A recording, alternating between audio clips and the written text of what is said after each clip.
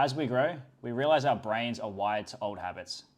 If you want to achieve more and continuously grow, you need to put in the elbow grease in to break free from some of these shitty habits. One of the most important rewirings for me was focusing on eating foods that were in their natural state or as close to as possible, which is pretty difficult because the world is getting more consumed with convenience and it's harder to find foods that are in their natural state.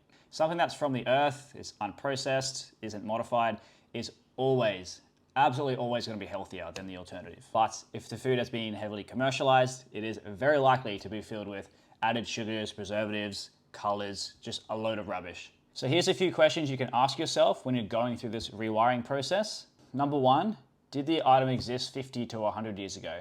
If not, probably best to avoid it. It's most likely been manufactured with synthetic ingredients and isn't natural. So the second question is, can you name all the ingredients on the back? If you can't, probably best to avoid it. Although a good hack here is if you find something that you really want to buy but it has a lot of rubbish ingredients in it, just take the good ingredients and make your own version back home.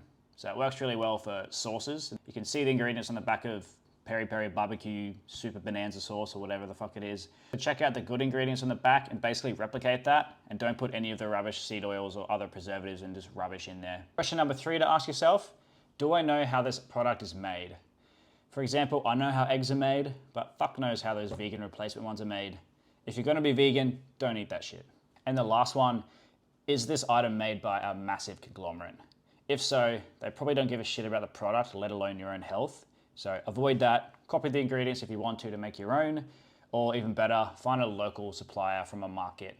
I urge you not to be lazy and accept food for the way it is. Start questioning things and try to find the most natural state of the food.